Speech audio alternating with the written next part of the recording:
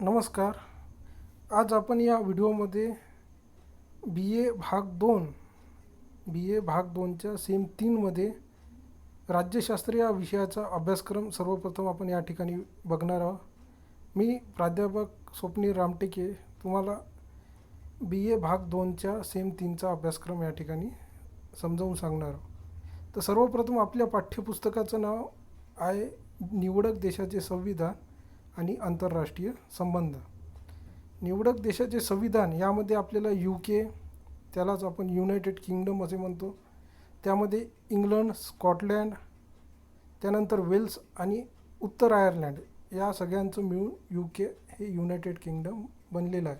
त्यानंतर USA ज्याला आपण युनायटेड स्टेट ऑफ अमेरिका असं सुद्धा म्हणतो, आणि चायना, UK, USA आणि चायना या 3 देशाचे संविधानाचा अभ्यास आपल्याला या अभ्यासक्रमात करायचा आहे. त्यापैकी आपल्याला सेम 3मध्ये UK आणि USA हे दोनच देश अभ्यासाचे आहे. चायना हा देश तुम्हाला सेम 4मध्ये अभ्यासाचा आहे. तर आता सर्वप्रथम आपण युनिट 1मध्ये काय काय अभ्यासणार आहे. तर सर्वप्रथम युनिट 1मध्ये तुम्हाला अभ्यासाचा आहे युनायटेड किंगडम या देशाच्या संविधानाची ठळक वैशिष्ट्ये. जसं आधीच्या सेमिस्टरमध्ये तुम्ही भारत या देशाच्या संविधानाची ठळक वैशिष्ट्ये बघितली, तसेच आपल्याला इथे युनायटेड किंगडम या देशाच्या संविधानाची ठळक वैशिष्ट्ये बघायची आहे. त्यानंतर युनिट 1मध्येच आपल्याला दुसऱ्या भागात राजपदाची ऐतिहासिक पार्श्वभूमी. इंग्लंडमध्ये प्रामुख्याने राजपद हे एक महत्त्वाचं पद आहे आणि या पदाची काही ऐतिहासिक पार्श्वभूमी आहे. याचा सविस्तर अभ्यास आपल्याला या ठिकाणी करायचा आहे. त्यानंतर तिसऱ्या भागामध्ये आपल्याला राजपदाचे कोणकोणते अधिकार आहे हे सुद्धा या ठिकाणी अभ्यासाचं आहे. आता राजपद, कारण इंग्लंडमध्ये प्रामुख्याने भारतात ज्याप्रमाणे राष्ट्रपती हा नियुक्त केला जाते, निवडणुकीद्वारे त्याची नियुक्ती केली जाते, अप्रत्यक्ष का पद्धतीने का होईना राष्ट्रपती हा निवडला जाते, परंतु इंग्लंडमध्ये राजपद हे वंशपरंपरेने चालत आलेलं एक पद आहे. म्हणजेच राजघराण्यातील व्यक्ती, मग तो स्त्री असो की पुरुष असो, तोच राजपदावर विराजमान होऊ शकतो. ही वंशपरंपरेने चालत आलेली प्रथा आहे. त्यानंतर चौथ्या भागात आपल्याला बघायचं आहे प्रधानमंत्री. ज्याप्रमाणे भारताचे प्रधानमंत्री असतात त्याचप्रमाणे इंग्लंडचे सुद्धा प्रधानमंत्री आहे, आणि या प्रधानमंत्री पदांची नियुक्ती कशी होते, त्यांची भूमिका कोणती आहे आणि त्यांची कार्य कोणती आहे. प्रधानमंत्र्याची नियुक्ती, त्यांची भूमिका आणि त्यांची कार्य हे सुद्धा आपल्याला युनिट 1मध्ये बघायचं आहे. आणि त्यानंतर 5वा भाग आहे तो म्हणजे कॅबिनेट, त्यालाच मंत्रिमंडळसुद्धा आपण म्हणतो. आपण बघितलं की विधिमंडळाचं संपूर्ण कामकाज हा प्रधानमंत्री आणि त्याच्या नियंत्रणाखाली असलेल्या मंत्रिमंडळाद्वारे चालत असते. त्याचप्रमाणे इंग्लंडमध्ये सुद्धा प्रामुख्याने प्रधानमंत्री आणि त्याचं मंत्रिमंडळ हे सुद्धा अतिशय महत्त्वाचं असं कार्य करीत असते. तर आपल्याला युनिट 1मध्ये हा भाग आपल्याला या ठिकाणी अभ्यासाचा आहे. त्यानंतर युनिट 2मध्ये आपल्याला युनायटेड किंगडमची संसदीय शासनव्यवस्था. आता तुम्ही फर्स्ट सेमिस्टरला किंवा फर्स्ट इयरला शिकले असेल की भारताची सुद्धा संसदीय शासनव्यवस्था आहे, आणि भारतात जी संसदीय शासन पद्धती स्वीकारण्यात आली ती प्रामुख्याने युनायटेड किंगडममधूनच स्वीकारण्यात आली असं आपण म्हणू शकतो. तर युनायटेड किंगडममध्ये संसदीय शासनव्यवस्था शिकत असताना आपल्याला सर्वप्रथम बघायचं आहे हाऊस ऑफ लॉर्ड्स आणि त्यानंतर बघायचं आहे हाऊस ऑफ कॉमन्स. ज्याप्रमाणे भारताची संसद आहे आणि या संसदेचे 2 सभागृह आहे, एक म्हणजे राज्यसभा आणि दुसरं म्हणजे लोकसभा. त्याचप्रमाणे युनायटेड किंगडमची सुद्धा 2 जे पार्लमेंट आहे, युनायटेड किंगडमच्या संसदेला प्रामुख्याने पार्लमेंट म्हटलं जाते, आणि या पार्लमेंटचे सुद्धा 2 सभागृह आहे, एक म्हणजे हाऊस ऑफ लॉर्ड्स ज्यालाच वरिष्ठ सभागृह म्हटलं जाते, आणि दुसरा हाऊस ऑफ कॉमन्स. तर या दोन्ही सभागृहांची आपल्याला रचना, अधिकार आणि कार्य शिकायचे आहे. आता हाऊस ऑफ लॉर्ड्सची रचना, अधिकार आणि कार्य शिकत असताना यामध्ये आपल्याला प्रामुख्याने हाऊस ऑफ लॉर्डच्या रचनेत 2005मध्ये काही सुधारणा हाऊस ऑफ लॉर्डच्या रचनेत करण्यात आलेल्या आहे. ते सुद्धा आपल्याला या ठिकाणी अभ्यासाचे आहे. 2005मध्ये हाऊस ऑफ लॉर्डच्या रचनेत कोणकोणत्या सुधारणा झाल्या हे सुद्धा आपल्याला या ठिकाणी बघायचं आहे. त्यानंतर हाऊस ऑफ कॉमन्स जे कनिष्ठ सभागृह आहे, ब्रिटिश पार्लमेंटचं कनिष्ठ सभागृह आहे, त्यालाच आपण हाऊस ऑफ कॉमन्स असं म्हणतो. तर या हाऊस ऑफ कॉमन्सची रचना आणि अधिकार व कार्य हे आपल्याला युनिट 2मध्ये अभ्यासाचं आहे. त्यानंतर तिसरा आणि महत्त्वाचा घटक तो म्हणजे विरोधी पक्षाची भूमिका. आपण सुद्धा बघितलं की एक सत्ताधारी पक्ष असतो आणि एक विरोधी पक्ष असतो. तर विरोधी पक्षाची संसदीय शासन व्यवस्थेत अतिशय महत्त्वाची भूमिका असते आणि हीच भूमिका आपल्याला या ठिकाणी बघायची आहे की इंग्लंडच्या पार्लमेंटमध्ये किंवा UK पार्लमेंटमध्ये, ब्रिटिश पार्लमेंटमध्ये विरोधी पक्षाची भूमिका कशा प्रकारची महत्त्वाची आहे. त्यानंतर बघायचं आहे आपल्याला छाया मंत्रिमंडळ, ज्यालाच आपण शॅडो कॅबिनेट असं सुद्धा म्हटलं जातं. तर ही शॅडो कॅबिनेट काय संकल्पना आहे हे सुद्धा आपल्याला या ठिकाणी बघायचं आहे.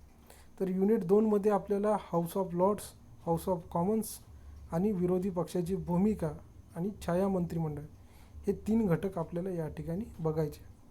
त्यानंतर युनिट 3मध्ये आपल्याला USA, ज्यालाच आपण युनायटेड स्टेट ऑफ अमेरिका म्हणतो. तर या अमेरिकेच्या संविधानाची ठळक वैशिष्ट्ये, अमेरिकेच्या घटनेची किंवा संविधानाची ठळक वैशिष्ट्ये हे आपल्याला या ठिकाणी बघायचं आहे. अमेरिकेचं संविधान हे अतिशय प्राचीन असं संविधान म्हणून ओळखले जाते. तर या प्राचीन संविधानाची ठळक वैशिष्ट्ये कोणती आहे हे या ठिकाणी आपल्याला बघायचं आहे. त्यानंतर अमेरिकेत प्रामुख्यानं जी शासन पद्धती आहे ती अध्यक्षीय शासन पद्धती आहे असंच त्याचं वर्णन केले जाते. आणि अध्यक्षीय शासन पद्धती असल्यामुळे साहजिकच अमेरिकेच्या अध्यक्षाला अतिशय महत्त्वाचं असं कार्य आहे किंवा अतिशय महत्त्व त्या पदाला दिलं जाते. म्हणून या ठिकाणी आपल्याला अमेरिकेच्या अध्यक्षाची निवडणूक प्रक्रिया, त्यांचे अधिकार व कार्य हे आपल्याला युनिट 3मध्ये अभ्यासाचं आहे. आपल्याला माहीत आहे की अमेरिकेच्या अध्यक्षाचे जे आता वर्तमान अध्यक्ष डोनाल्ड ट्रम्प आहे यांचा कार्यकाळ आता संपत आलेला आहे आणि येत्या नोव्हेंबर महिन्यात अमेरिकेची निवडणूक होणार आहे. म्हणून आपल्याला प्रामुख्यानं ही निवडणूक प्रक्रिया कशी होते हे आपल्याला या ठिकाणी बघायचं आहे. त्यानंतर अध्यक्षाची अधिकार व कार्य कोणते आहे हे सुद्धा युनिट 3मध्ये आपल्याला बघायचं आहे. आणि त्यानंतर आपल्याला बघायचं आहे अमेरिकेचं मंत्रिमंडळ, अमेरिकेचं मंत्रिमंडळ आणि त्यांची रचना आणि कार्य.